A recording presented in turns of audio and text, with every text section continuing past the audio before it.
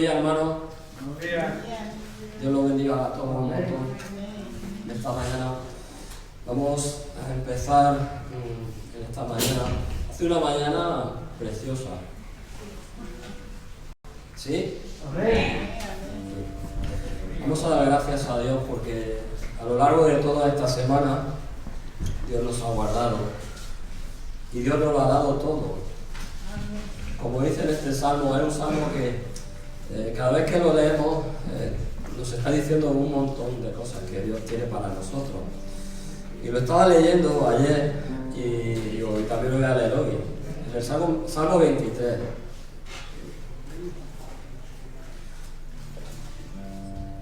Sabemos de qué salmo hablamos. Donde dice así. Dice, la versión traducción viviente. Que nos dice así la versión traducción viviente. El Señor es mi pastor, tengo todo lo que necesito. ¿Amén? Amén. Nosotros tenemos todo lo que necesitamos, porque no hay cosa que no tengamos. Porque lo primero que tenemos, ¿a quién es? Es a Él. Y si tú tienes a Dios, te puedo decir que lo tienes todo. Amén. Amén. Dice así, en verdes prados me deja descansar y me conduce junto a arroyos tranquilos.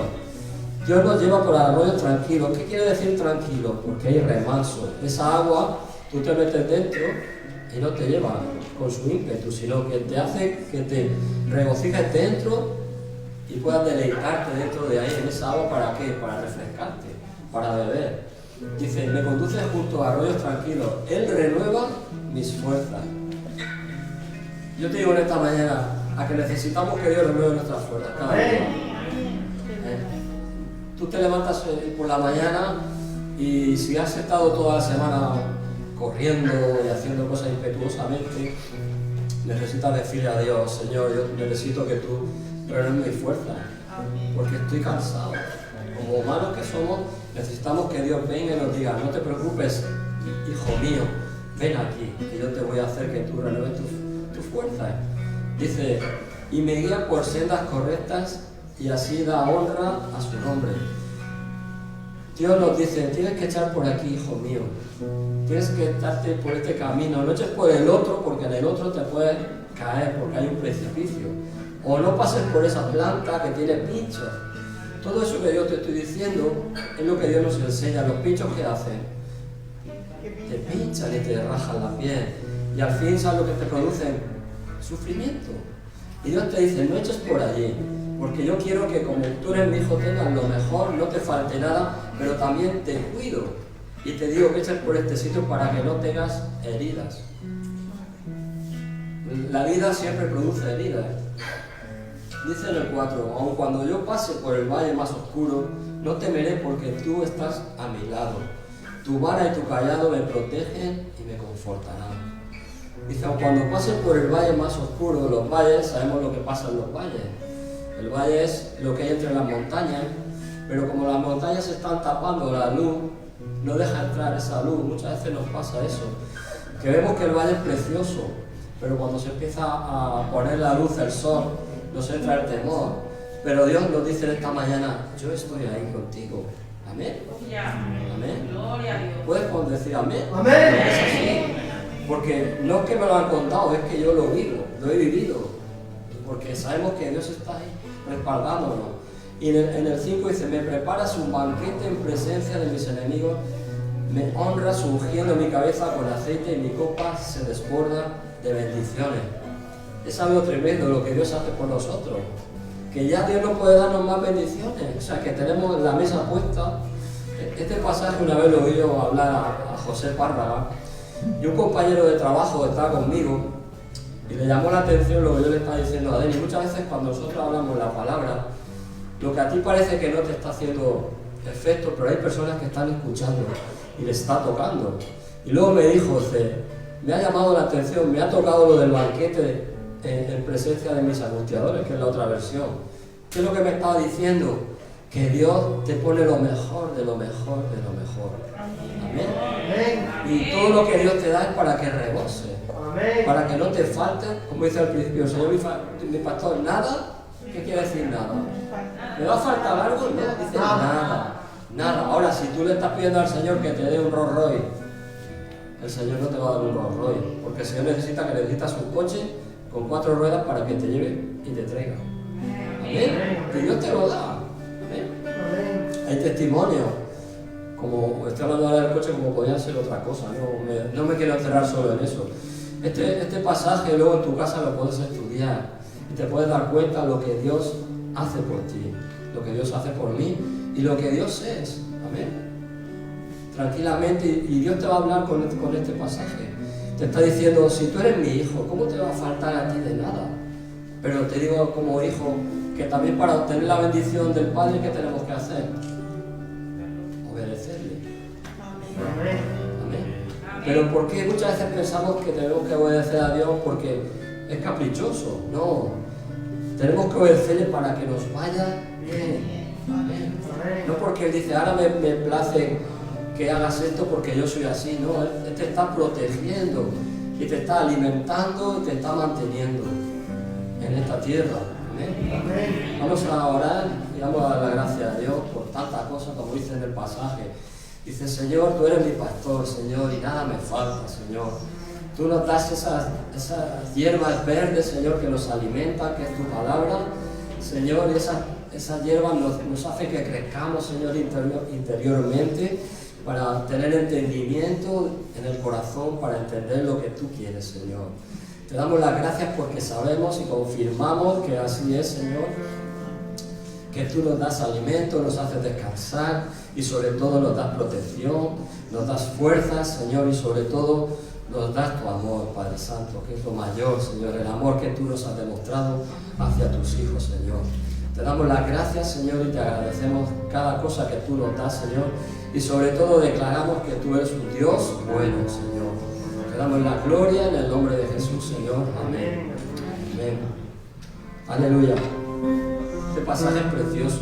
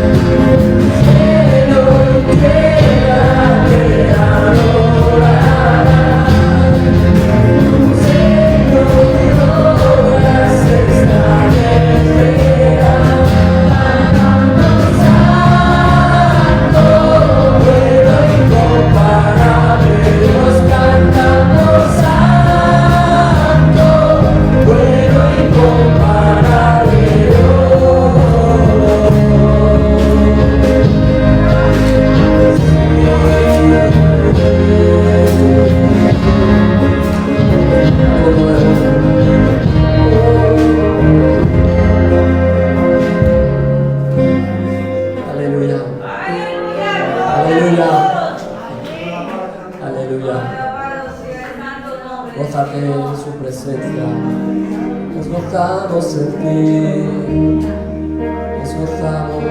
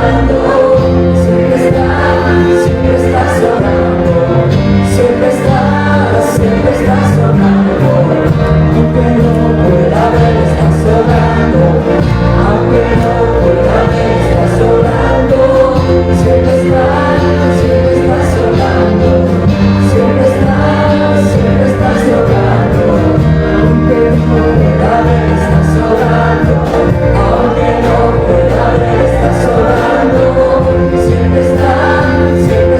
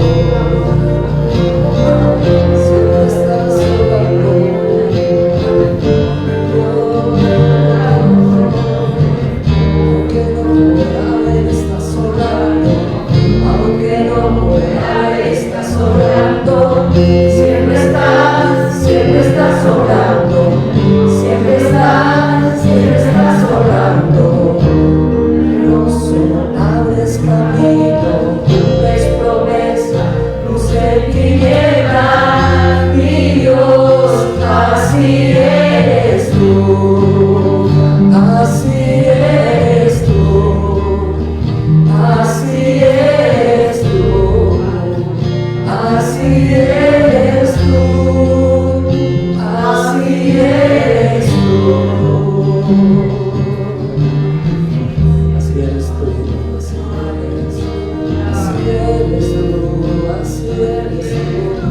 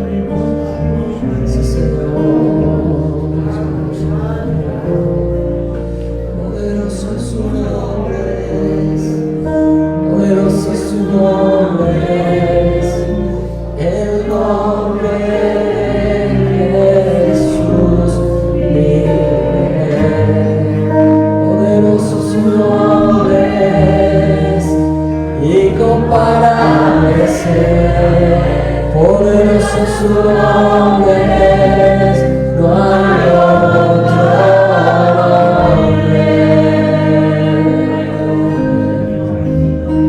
No hay otro nombre como tú. No hay otro nombre, no hay otro nombre.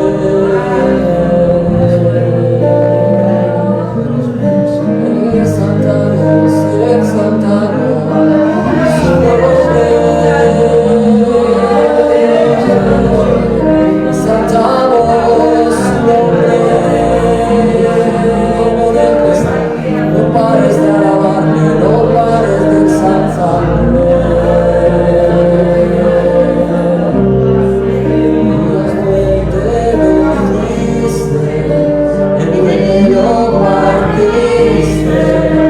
La tumba vacía ahora está, los cielos declaran, tu gloria proclama y resucitaste en majestad, inigualable, incomparable. Hoy por siempre reinará, y tuyo es el reino, y tuya es la gloria, tuyo el poder y autoridad. Poderoso es su nombre, poderoso es su nombre. El nombre de Jesús, mi Rey. Sí, Señor, puedes declarárselo. Decláralo que Él es poderoso, Él es poderoso.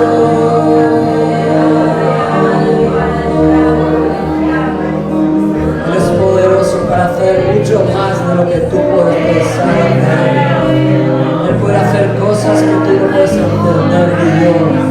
Pero eres Dios poderoso, todopoderoso. Confiésalo y créelo. Aleluya, aleluya. Sí, Señor, sí, Señor. Aleluya, aleluya. Aleluya. Aleluya.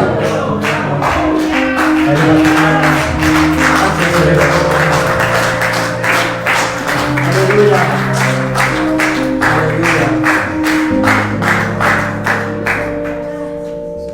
Sí, Señor Jesús. Aleluya. Lo declaramos.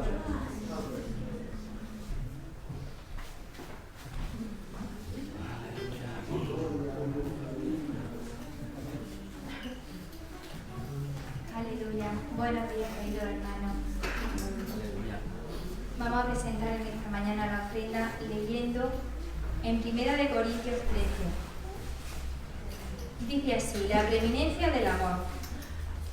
Si yo hablase lenguas humanas y angelicales y no tengo amor, vengo a ser como metal que resuena o címbalo que retiñe. Si tuviese profecía y entendiese todos los misterios y toda ciencia, y si tuviese toda la fe de tal manera que trasladase los montes y no tengo amor, nada soy. Y si repartiese todos mis bienes para dar de comer a los pobres, y se entregase mi cuerpo para ser quemado y no tengo amor, de nada me sirve.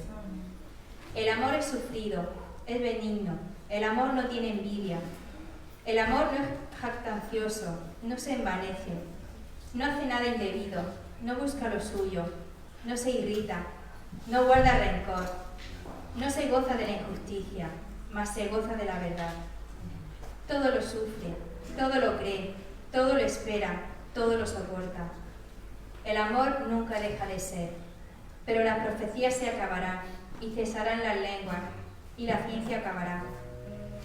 Porque en parte conocemos y en parte profetizamos, mas cuando venga lo perfecto, entonces lo que es en parte se acabará. Cuando yo era niño, hablaba como niño, pensaba como niño, juzgaba como niño, mas cuando ya fui hombre, dejé lo que era de niño. Ahora vemos por espejo, oscuramente, mas entonces veremos cara a cara. Ahora conozco en parte, pero entonces conoceré como fui conocido. Y ahora permanecen la fe, la esperanza y el amor. Estos tres, pero el mayor de ellos es el amor. Aleluya. Aleluya, Padre Santo. Gracias, Padre, por tu palabra, Señor. Gracias por ese amor tan grande, Padre. Gracias porque tú nos guardas, Padre, porque tú, Señor, nos cuidas cada día, Señor. Venimos delante de ti, Señor, para presentar esta ofrenda, Señor, que tú estés tocando cada vida, cada corazón, Señor. Quedemos contentos, alegres, Señor, lo que sintamos, Padre. Multiplícala tú, Padre Santo. Gracias, Señor, te damos por tu palabra, por este día. Ponemos, Señor, la reunión, Señor, la predicación en tus manos, Señor. Gracias te damos, Padre, por tu inmenso amor, Padre. En el nombre de Jesús. Amén.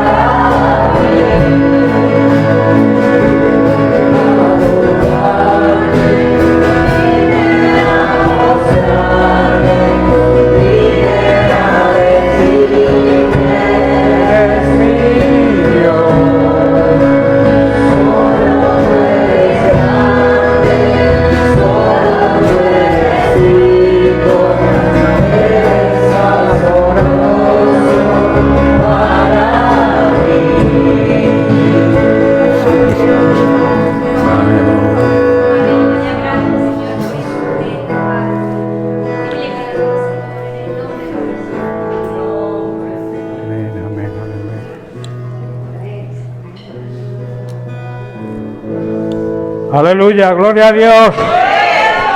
Dios es bueno. Me gusta veros así alegres. Porque Dios es bueno, ¿no? Estéis conmigo, ¿verdad? El maravilloso amor que demostró a enviar a su Hijo a la cruz por ti y por mí. No lo merecíamos, pero Dios demostró su amor hacia la humanidad haciendo ese gran sacrificio, enviar a su Hijo Jesucristo. Y Jesucristo también puso su parte, entregó su vida voluntariamente para la salvación de esta humanidad. Bien, sed bienvenidos todos. Un saludo para todos, incluso para aquellos que nos siguen a través de las redes sociales. Un saludo fuerte. Y vamos a comenzar, vamos a traer el mensaje de la palabra de Dios. Quiero seguir tratando el tema que llevamos varias semanas con él, que es de suma importancia, yo considero. Pues estamos tratando el tema de cómo debe ser la Iglesia, cómo Dios quiere que sea la Iglesia hoy en día. La Iglesia que Dios quiere que seamos es el título. Y hay una serie de principios que debemos seguir para poder así cumplir con las líneas, con los parámetros que exige Dios a su Iglesia hoy. Lo que debemos ser a sus ojos, la visión que debemos tener también y cómo debemos comportarnos en medio de este mundo de tinieblas y de oscuridad, de ignorancia y de pecado. La Iglesia verdadera, a la Iglesia verdadera Dios le ha concedido un gran privilegio.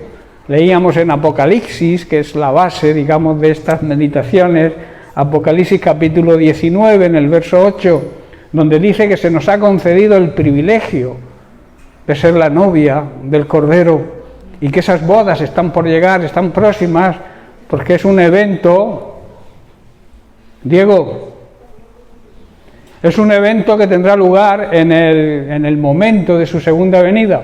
Es algo que se va a celebrar en ese tiempo, que son las bodas del Cordero, las bodas de Jesucristo, el novio con su iglesia, la novia. Y decíamos que la Iglesia tiene que vestirse de lino fino, que significa debe vivir de una forma santa, limpia y resplandeciente, como así lo dice. Y hablábamos del significado del lino. La Biblia también enseña lo que significa y lo que representa el lino fino, que no es otra cosa que las oraciones, las acciones de los santos, de su Iglesia, las buenas obras en las cuales la Iglesia debe andar. Yo siempre digo, y es una realidad, y el Evangelio así lo enseña, que las buenas obras no salvan a nadie, pero testifican de que somos la Iglesia verdadera. Si tú no andas en buenas obras, no demuestras que estás vestida de lino fino, ¿verdad? Como representa, como así lo dice Apocalipsis, también en ese capítulo 19, dice, porque el lino fino representa, simboliza las acciones justas de los santos, o sea, la forma de vivir de un pueblo santo, apartado, transformado y dedicado a servirle. Y decíamos que había unos principios que deberíamos seguir. Estamos tratando todavía, después de la sexta semana, estamos tratando el primer principio, que se componía de 3 enfoques. Estoy haciendo un pequeño resumen muy corto de lo que hemos estudiado hasta ahora.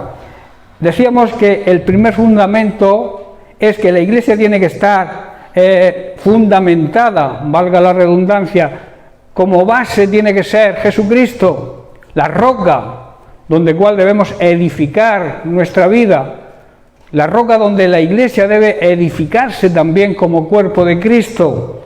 En segundo lugar, que debemos echar raíces, arraigarnos en su palabra.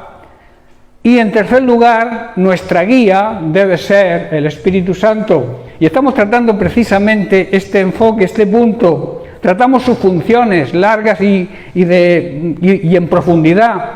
Estamos tratando también, y empezamos y llevamos varias semanas también, con el fruto del Espíritu Santo y sus cualidades. Decíamos que el amor es la primera cualidad, es la base, es el fundamento principal del fruto. Si no hay amor, las demás cualidades no funcionan. También hablamos del gozo. El gozo decíamos que es la alegría en el alma y que el gozo no dependía de las circunstancias, de los problemas o de las circunstancias que estemos atravesando, sean buenas o sean malas. El gozo no depende de eso. El gozo depende de nuestra buena relación de intimidad con el Señor. Y esa relación en medio de los problemas hará que sintamos el gozo, esa cualidad del fruto del Espíritu Santo que mora dentro de nosotros como individuos y también de una forma colectiva dentro de su Iglesia. También hablábamos de la paz, que la paz es la tranquilidad, el sosiego, es todo lo opuesto a la angustia, a la turbación. Y decíamos también que la falta de paz, tanto en el Antiguo Testamento como ahora en los tiempos en que vivimos, viene como consecuencia de la desobediencia a Dios. Todo aquel que vive en desobediencia a Dios no siente paz, no tiene la paz interior de la que se trata, paz interior, la paz con Dios y la paz con su iglesia, con todos los hermanos y todos los seres humanos. El cristiano debe perseguir la paz, perseguirla por mucho que corra, tiene que alcanzar la paz y la santidad, sin la cual, dice el libro de Hebreos, que nadie podrá ver a Dios actuando en su vida, ni tampoco le podrá ver porque estará envuelto en su historia, en sus conflictos y enredos.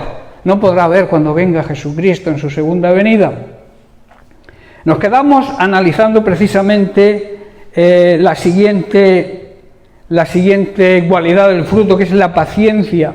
Decíamos que la paciencia es la capacidad de soportar el sufrimiento y el mal, y estuvimos hablando también de la vida de Job, experto en sufrimiento también y de una gran paciencia. Y también saber esperar. Es otra cualidad de la paciencia, saber esperar aunque deseemos mucho. Todos deseamos mucho que el Señor venga, ¿verdad? ¿Quién no? Todos deseamos que el Señor venga a rescatarnos, a llevarnos con Él. Pero tenemos que tener la paciencia de saber esperar, aunque eso lo deseemos mucho. Es una cualidad del fruto del Espíritu Santo. Decíamos también que la prueba produce paciencia. Y vimos ciertas consideraciones acerca de la paciencia. Las crisis, los problemas, cuando somos guiados por el Espíritu Santo, van a producir en nuestra vida el fruto de la paciencia. Y esa paciencia nos va a capacitar, nos va a dar más fuerza para afrontar situaciones más difíciles. O sea, se va fortaleciendo nuestra fe y se va fortaleciendo nuestro espíritu para afrontar retos y pruebas más grandes. También decíamos que el Espíritu Santo, a través de la humildad y la mansedumbre, que son otras cualidades del fruto que analizaremos más adelante, pero que todas coordinan, todas se agrupan, ayudan entre sí para producir el fruto deseado y que sea un fruto apetecible para la gente que nos ve, que deseen ese fruto, que deseen vivir de la manera en que vivimos nosotros, con ese amor, con ese gozo, con esa paciencia, con esa paz, ¿no? Y decíamos que Dios nos había prometido esa paz y que nos la ofrece como un regalo. Jesús así lo dijo, ¿verdad? Mi paz os dejo, mi paz os doy. Y no la doy como el mundo, ¿verdad? Y eso produce la paciencia en nosotros. Otra consideración de la paciencia es que a través de la paciencia se obtienen las promesas de Dios. La Biblia está llena de promesas. Si tú quieres que esas promesas se cumplan en tu vida, tienes que tener la paciencia necesaria para esperar el tiempo del Señor, que es el mejor tiempo, es el tiempo, digamos, oportuno. Y a través de la paciencia vimos cómo Abraham consiguió la promesa que Dios le hizo, que sería padre de naciones, que de su descendencia nacerían grandes naciones.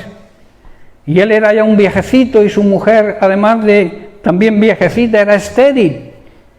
Pero Abraham tuvo la fe y la paciencia de esperar la promesa, porque la promesa se le hizo, pero no se cumplió en el momento en que se le hizo. Pasaron muchos años, pero Abraham se mantuvo fiel, tuvo la paciencia necesaria para hacerse acreedor de recibir la promesa que Dios le había hecho, y al final la recibió, como dice el libro de Hebreos. Bueno, pues vamos a entrar hoy en la siguiente consideración sobre la paciencia. El apóstol Santiago nos aconseja que aunque deseemos mucho la venida de nuestro Señor Jesucristo, tenemos que desarrollar la paciencia y entender que el tiempo y el momento y la decisión le corresponden a Él. No depende de mí que el Señor venga, depende de Él, porque Él es soberano y Él lo decide y Él tiene paciencia. Luego veremos por qué Dios tiene paciencia.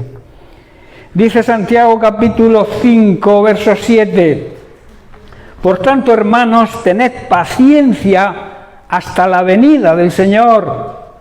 Y pone un ejemplo, digamos, de la vida cotidiana. Dice, mirad, prestar atención cómo el labrador espera el precioso fruto de la tierra, aguardando ¿con qué?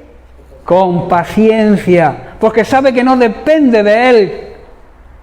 No depende de él el fruto, el crecimiento de esa planta que él ha sembrado, no depende del que siembra. Del que siembra depende cuidar, sembrar, cuidar, regar, quitarle la maleza. Pero el crecimiento de esa planta para que dé fruto, lo da Dios. Amén. Y eso es lo que está aquí explicando el apóstol Santiago. Tener paciencia hasta recibir la lluvia temprana y la tardía. La lluvia habla de la palabra de Dios. La palabra de Dios siempre va a estar ahí para fortalecernos, para seguir avanzando en nuestra fe y que nuestra paciencia se fortalezca. Y luego dice el versículo 8, tened también vosotros paciencia y afirmad, o sea, ponerse de pie, mantenerse firme en vuestro corazón, porque la venida, y aquí la gran promesa del Señor se acerca, y las señales que estamos viviendo dan testimonio de esa venida pronta, donde también, como he dicho al principio, se van a celebrar las bodas del Cordero. La boda entre su iglesia pura, santa, limpia, resplandeciente,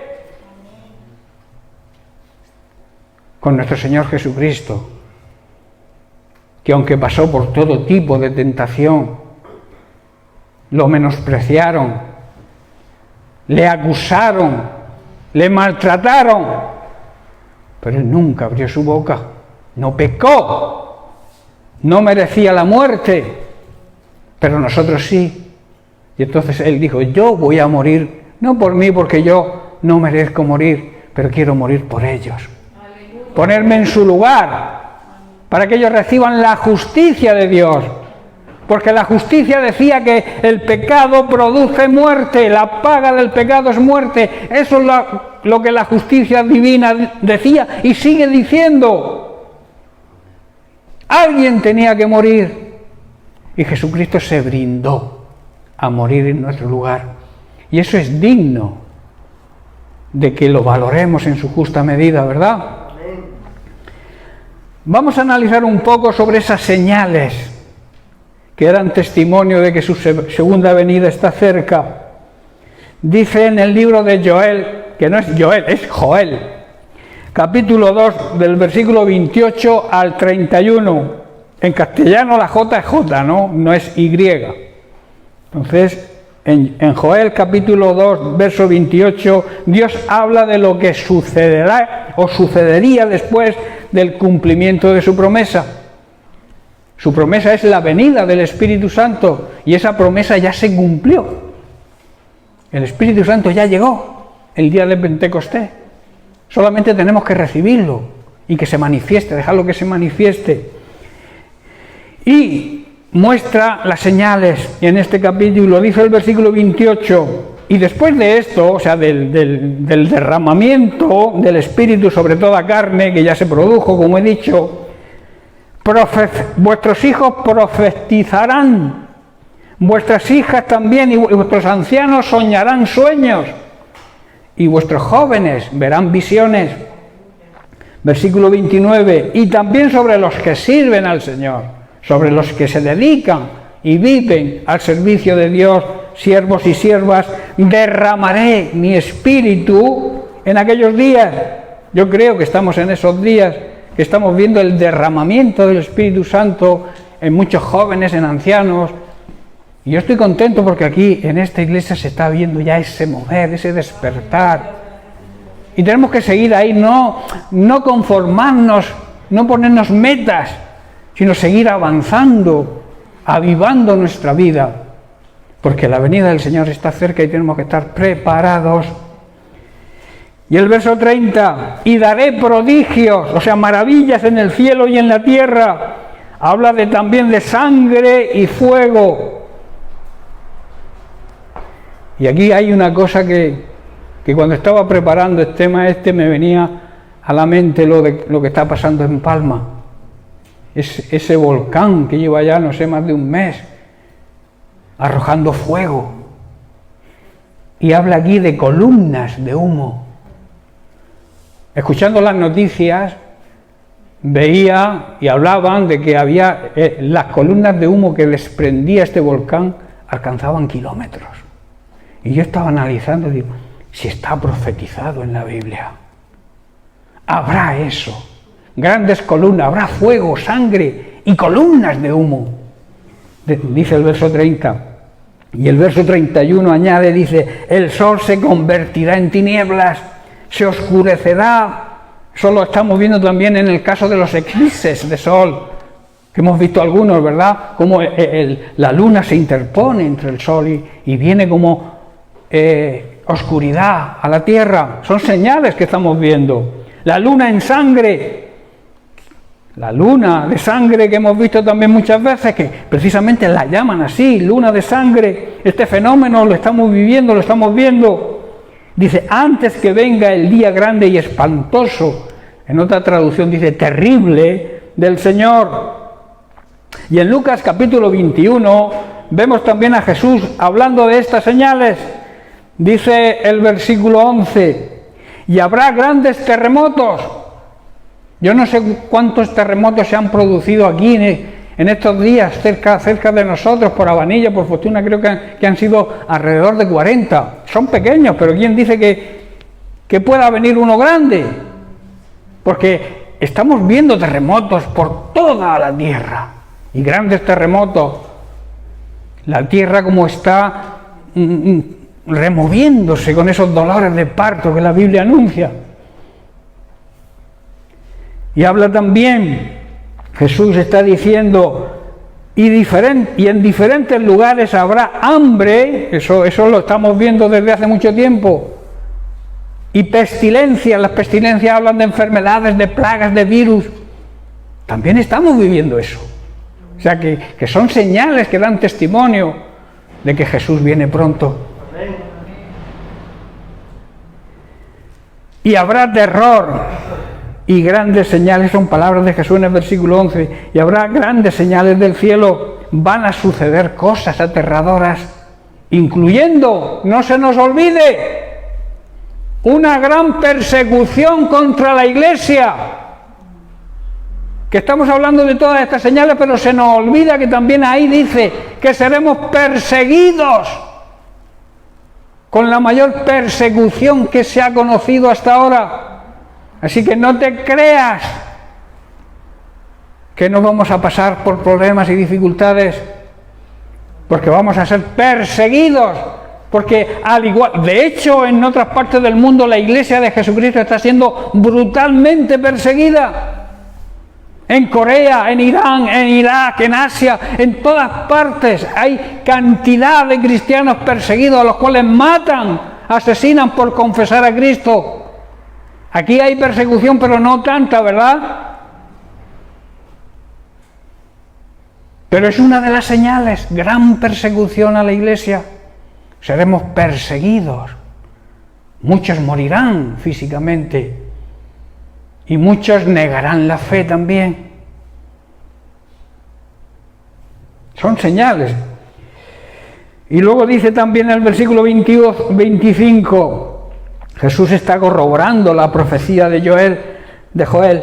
Entonces habrá señales en el sol, en la luna y en las estrellas, y en la tierra habrá angustia entre la gente y habrá confusión, habrá un tremendo caos, desorden total, a causa del bramido del mar y de las olas, grandes tormentas, huracanes, tsunamis, mareas extrañas. Todo esto estamos viéndolo, están sucediendo.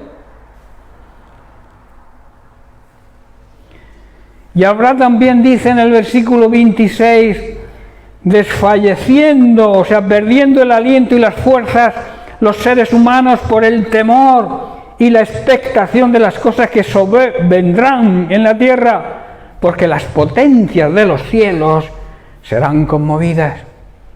Esto a mí me hace que pensar y me hace transmitiros el deseo que yo tengo de que la Iglesia no ande en contiendas ni ande perdiendo el tiempo en cosas que quizás tengan importancia para algunos, pero que realmente no tienen importancia en comparación con la importancia de salvar tu alma.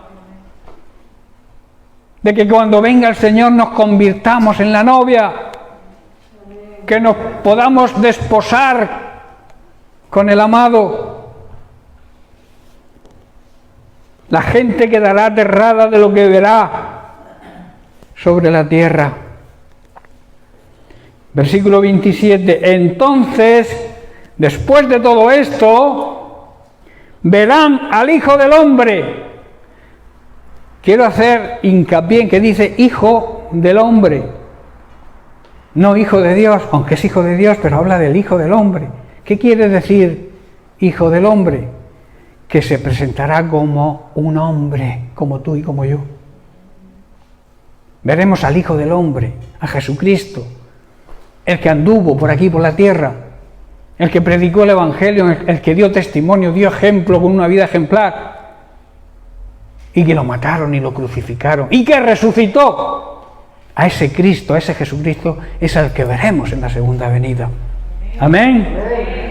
Y dice que vendrá en una nube con poder y gran gloria. Versículo 28. Cuando estas cosas comiencen a suceder, que ya han comenzado, os advierto, ya han comenzado, entonces dice, erguíos, poneos de pie, no os escondáis, levantad la cabeza, mirad al cielo, porque Jesucristo vendrá en una nube. ¿Y las nubes dónde están? Entonces, que no te pille mirando al suelo. Levanta la mirada, está diciendo Jesús, levantaos, erguíos, levantad vuestra cabeza, porque vuestra redención, vuestra liberación, vuestra salvación, vuestro rescate está cerca.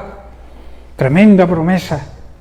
Yo cuando estaba estudiando esto, yo me regocijaba y decía, qué hermosuras promesas, qué hermosas promesas y qué grandes promesas. Si lográramos asimilar el significado y prepararnos, estar preparados, dejarnos de contiendas y de líos entre las familias, entre los padres, los hijos, los cuñados, los hermanos de la iglesia, que si aquel me dijo, que si ha pasado y no me ha saludado, cosas que no tienen importancia prácticamente, y andamos perdiendo el tiempo en todo eso. Cuando tenemos que estar preparados, hermanos, preparados para las bodas, que cuando el Señor venga podamos levantar la cabeza. El que levanta la cabeza es que no tiene nada que esconder. Cuando tú hablas con alguien y no te mira la cara, peligro. Cuando tú hablas con alguien y agacha la cabeza, peligro. Pero si tú te levantas tu cabeza, es porque no tienes nada que esconder. Por eso Jesús dice, levantad la cabeza. Los que podáis, claro, que esos serán mi esposa. Aquellos que levanten la cabeza, que no se escondan como hizo Adán y Eva. ¿Por qué se escondió Adán y Eva? Porque habían pecado, vivieron, desobedecieron, se rebelaron contra Dios y se escondieron. Y cuando Dios les llamó, agacharon la cabeza. Que no nos coja el Señor en esa posición, sino que, como dice Jesús, levantemos la cabeza, porque tu salvación, mi salvación está cerca. Pero vamos a ver ahora una demostración del amor y la paciencia de Dios, y vemos a Jesucristo como ejemplo de paciencia. Leemos en 2 de Pedro capítulo 3, el versículo 9. Dice, el Señor no retarda su promesa, según algunos la tienen por tardanza, sino que es paciente, tiene paciencia para con nosotros, porque no quiere que ninguno perezca, no quiere que nadie se condene, porque se condenan ellos, nos condenamos nosotros. Dios quiere salvarnos, Dios no quiere que nos condenemos. Muchas veces decimos, ¿te va a condenar Dios? No, somos nosotros quienes nos condenamos por no obedecer a Dios.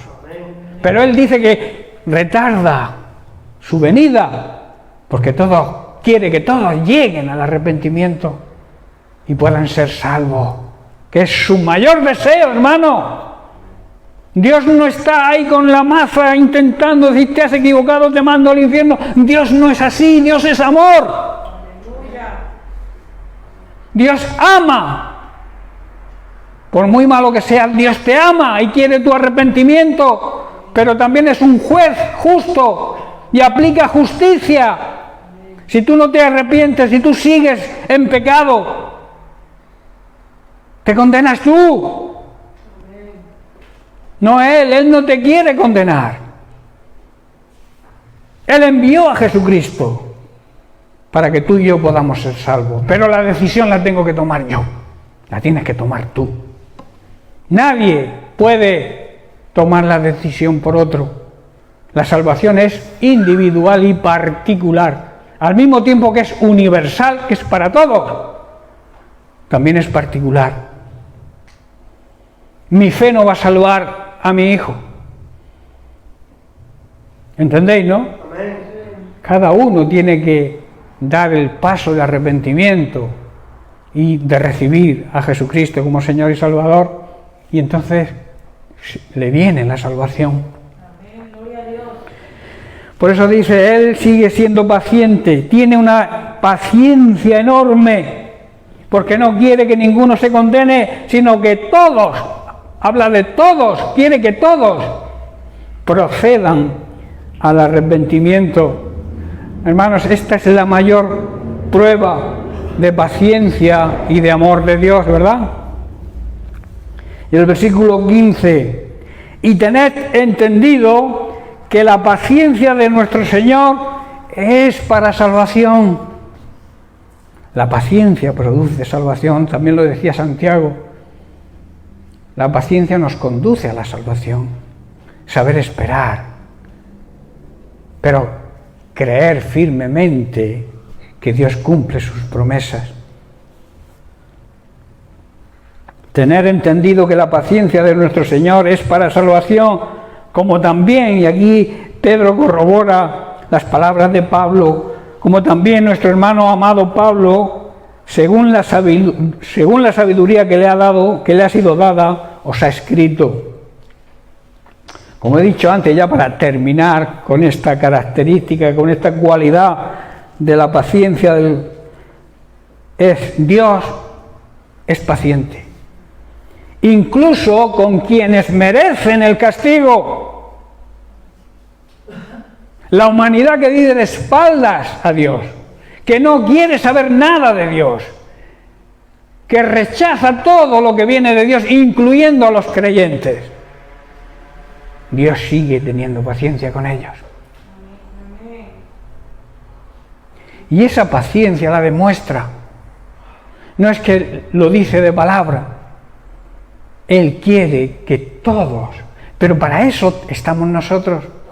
Dios nos necesita a nosotros, para que podamos ser testimonio a esa gente que no acepta, que no quiere, que rechaza a Dios.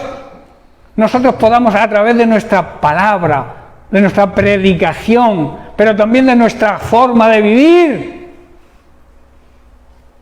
puedan arrepentirse y no condenarse. Amén. Bueno, la siguiente cualidad del fruto, benignidad. ¿Qué es benignidad? Es la cualidad del benigno. Cualidad de Dios, recordemos. El benigno, la persona benigna, es una persona afable, benévola, o sea, que tiene buena voluntad hacia las personas. Es una persona piadosa, que tiene misericordia, que se compadece de los problemas de los demás y la necesidad. También es apacible. Apacible es una persona pacificadora, que busca la paz, que quiere que todos vivan en paz, que intenta, en vez de echar leña al fuego, intenta apagar. El benévolo es un bombero, digamos, apagando fuegos y no encendiendo iras y contiendas. También es una persona agradable en su trato, dulce, suave en su conversación. Esa es una persona benévola. Eso es como debemos ser nosotros si tenemos el Espíritu Santo. Porque todos los que hemos nacido de nuevo de verdad, el Espíritu Santo está dentro, convive, mora dentro de nosotros. Y por tanto, sus cualidades, su fruto, tiene que estar en nosotros. Pero no de una manera escondida, sino pública. Muchas veces cuando colgamos algo en internet hay opción público o privado. Hermanos, nuestra vida tiene que ser pública, visible. No podemos darle al botón de privado, que nadie sepa cómo somos, escondiéndonos. Nuestro testimonio, nuestra vida tiene que ser pública, visible. La benignidad tiene otro nombre para que podamos entenderlo quizás más fácilmente. Es la amabilidad, ser amable. Y eso se demuestra no solamente con palabras, sino también con hechos. A todos, yo pienso, a mí me pasa, nos gusta que las personas se preocupen por mí. ¿A quién no le gusta que las personas se preocupen por ellos? A todo el mundo. A mí me gusta que las personas me llamen: pastor, ¿cómo está? ¿Está usted bien? ¿Necesita usted algo? Aunque sea por cumplir, pero que te lo digan, da gusto, ¿verdad? Eso es ser amable también, pero hacerlo de corazón, claro. Porque si lo haces de una manera hipócrita, quizá que los demás lo vean bien, pero Dios conoce tu corazón. Amén. Efesios 4:29 dice: ninguna palabra corrompida. ¿Qué ocurre con las cosas que están corrompidas? Que huelen mal, ¿no? Tú ves algo que está muerto, que está podrido y te apartas porque sale un hedor profundo. Pues cuando una persona tiene un lenguaje así, ocurre lo mismo. La gente huye de ellos. Dice Pablo: ninguna palabra corrompida salga de vuestra boca, sino la que sea buena para la necesaria edificación, a fin de dar gracia a los oyentes. Ser gracioso, vamos. Tampoco se trata de estar contando chistes todo el rato. Pero me entendéis, ¿no? No debemos, hermanos, emplear un lenguaje grosero ni ofensivo. Es lo que está diciendo aquí el apóstol. No, que todo lo que digamos sea bueno y sea útil, a fin de que nuestras palabras resulten de estímulo, de edificación y den ánimo a aquellos que nos oyen. Eso es lo que está diciendo ahí Pablo. ¿Qué podemos hacer para mostrar esa consideración y esa amabilidad con los demás? La pregunta que quizá alguno haga. La benignidad en la Biblia se refiere a un comportamiento ejemplar, o sea, demostrar unos valores cristianos que todo creyente y que todo hijo de Dios debe proclamar y demostrar con hechos. O sea, gracia, ternura, buen trato, amor, compasión, misericordia, amabilidad, sin hacer diferencia de nadie. Tú no puedes demostrar amor a alguien porque te caiga bien y al que no te caiga bien, no. El amor, la misericordia, el buen trato, la compasión, la amabilidad, tiene que ser sin hacer acepción de personas. Porque es una cualidad, como he dicho, es un valor cristiano. Y tenemos que demostrar que somos cristianos. Porque muchos se le llena la boca: yo soy cristiano, y además soy cristiano evangélico. Pero no vemos el fruto por ningún lado. No vemos la manifestación de ese fruto en hechos. Porque lo que somos tenemos que demostrarlo.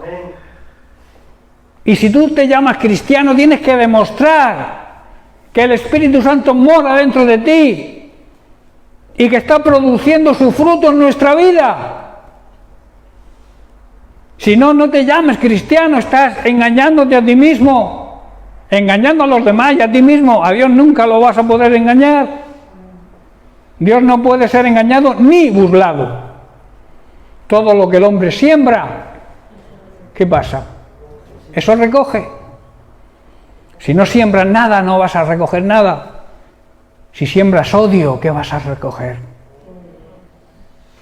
Si eres una persona que no te gusta estar en paz con nadie, que siempre quieres estar en conflictos con alguien, porque te gusta el conflicto, te gusta el chisme, el lío, es tu hábitat, vas a recibir lo que siembres. Busca la paz con todos. Dice, en la manera de lo posible, ten paz con todos. ¿Qué quiere decir? Que por ti no quede que haya paz entre dos personas. Si el otro no quiere, ya no es problema tuyo. ¿Estáis entendiendo? Buscar la paz con todos y la santidad, sin la cual nadie podrá ver a Dios. Demostrar un interés sincero por las personas, un interés sin hipocresía, no buscando un interés personal. Algunas personas son amables con otras porque buscan algo, pero no se trata de eso, tiene que ser de una manera incondicional. Cuando tú eres sincero con alguien y muestras ese interés en ayudar, Dios te va a bendecir. Vas a recibir la bendición de Dios. Pero si tú buscas el interés, Dios sabe que eres un hipócrita, ¿verdad? Porque estás haciéndolo por conseguir algo. Es por eso que la benignidad va más allá de ser una persona educada. Pues se basa en el amor verdadero. Porque hemos dicho que el amor es la base, ¿verdad? Si no hay amor, si hay hipocresía, esto no funciona. La benignidad sin amor no existe. Y sin el amor incondicional. Por eso Dios tiene ese atributo. Dios es benigno. Porque nos dio por amor a su Hijo. Y su Hijo se entregó porque Él quiso.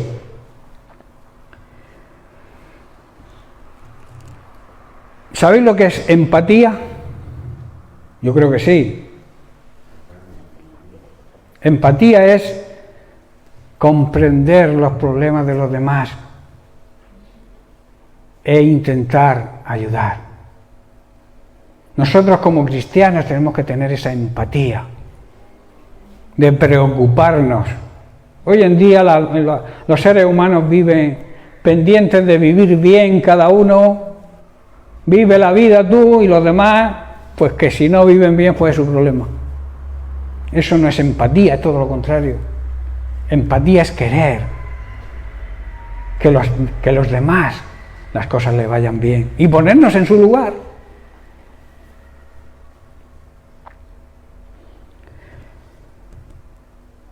En otras palabras, es identificarse con los problemas de los demás.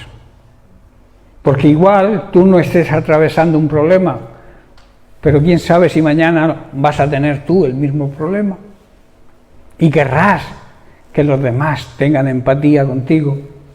En Romanos capítulo 2, verso 4, vemos la asociación de la benignidad de Dios con los otros aspectos de las cualidades del fruto y que nos conduce al arrepentimiento. Hemos dicho que todas las cualidades del fruto cooperan y que tenemos que tenerlas todas para que el fruto sea agradable y apetecible a los demás. Dice Pablo en Romanos 2:4: ¿o menosprecias la riqueza de su benignidad, paciencia, longanimidad, que significa grandeza, ignorando que su benignidad te guía ¿a qué? Al arrepentimiento? Dios no te grita para decir que te arrepientas. Dios te lo dice de una manera amable,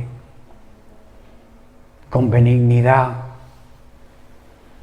Podría hacerlo, es Dios, decir, oye, que te vas al infierno y hablarte que eres tal, que eres cual, que no reaccionas. Pero Dios demuestra también esa capacidad de benignidad, de ser amable, y nos dice las cosas amablemente. Pero no por ello deja de tener su autoridad y su soberanía. Y si no le escuchamos y le atendemos, los primeros perjudicados seremos nosotros. Eso lo tenemos claro, ¿verdad? Y en Colosenses capítulo 3, verso 12, vemos que la benignidad es parte de la vestimenta, de la manera de vivir de todo creyente lleno del Espíritu Santo. Y vemos que es una cualidad del Espíritu Santo que se complementa y se asocia con todas las demás. Dice Pablo, vestíos, que significa vivan, pues, como escogidos de Dios, demostrando que sois los escogidos de Dios, santos, o sea, apartados, dedicados, transformados y amados, de entrañable misericordia, de benignidad, de humildad, de mansedumbre, de paciencia. ¿Veis cómo todas las cualidades del fruto son necesarias, se complementan? En la definición de benignidad que hemos visto, que hemos dicho antes, una de sus cualidades, hemos dicho que era una persona apacible. Quiero hablar un poco de este tema. Una persona que vive en paz interior, que transmite esa paz a los demás y la procura entre los demás y entre Dios y los seres humanos. Su máximo deseo es que haya paz, porque la paz trae salvación. La paz con Dios, cuando vivimos en guerra con Dios, tenemos todas las de perder.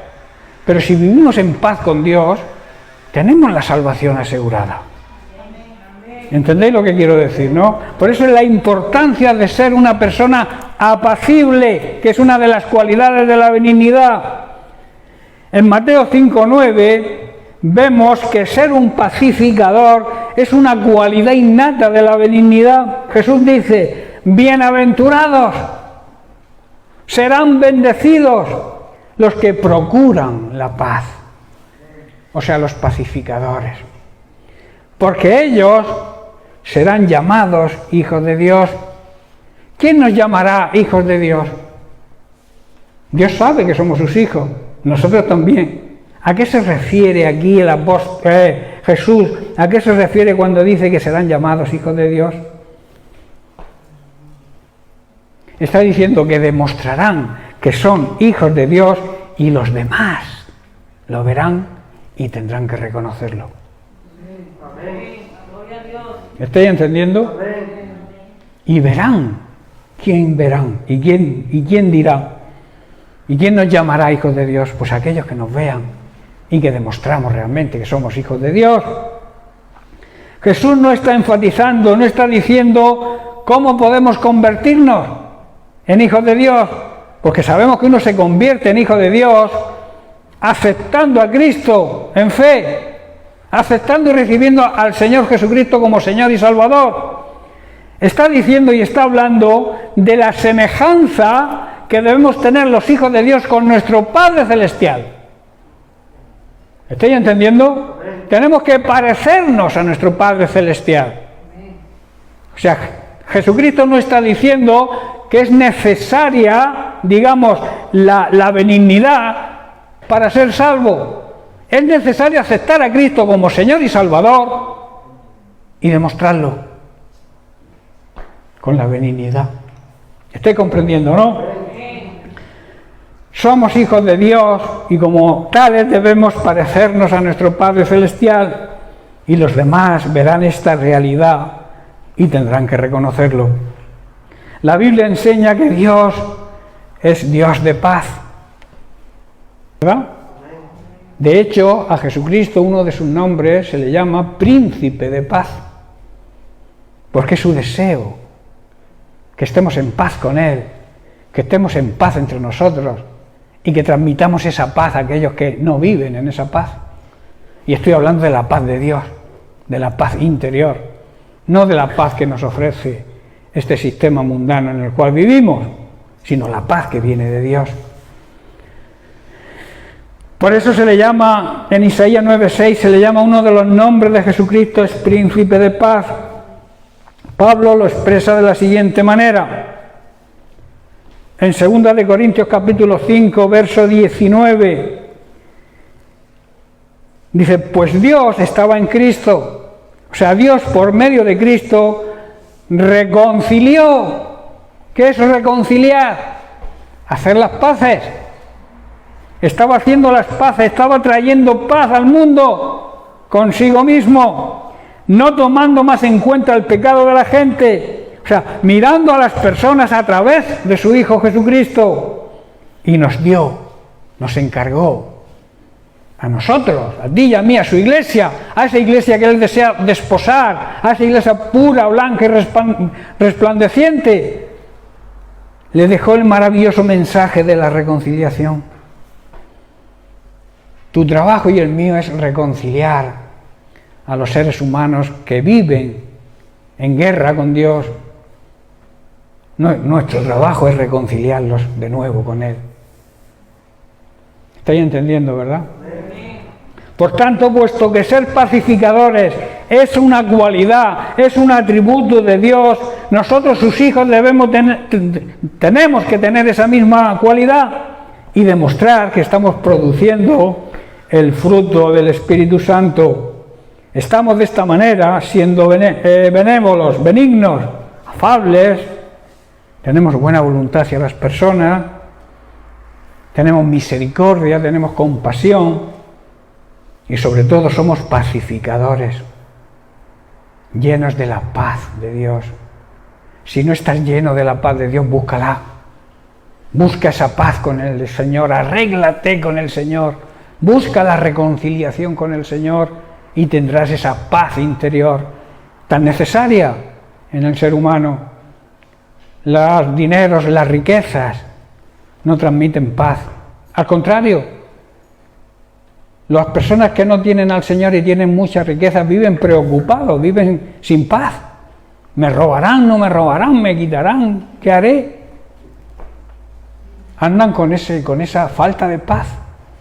Por eso la mayor riqueza que pueda tener un ser humano es tener a Cristo en su vida. Y teniendo a Cristo en su vida, tenemos el fruto del Espíritu Santo que, como he dicho, y sabemos todos, mora dentro de nosotros, vive en nosotros. Así que termino ya con esto porque ya entramos en otra cualidad, ya la vamos a dejar para la semana que viene, que es la bondad. La bondad de Dios, la inclinación a hacer el bien, que es lo que significa bondad. Muchos confunden la benignidad con la bondad, pero no tiene nada que ver. Es ser amable, es ser una persona agradable, buen trato, que sepamos transmitir el Evangelio con paz, con amor y con misericordia. Y la bondad, que es hacer el bien. Primero hacer las cosas bien, como Dios manda, como se suele decir, y luego hacer el bien a los demás, porque esos son los sacrificios que le agradan a Dios. Amén. Amén. Bien, pues lo dejamos aquí y seguiremos la semana que viene.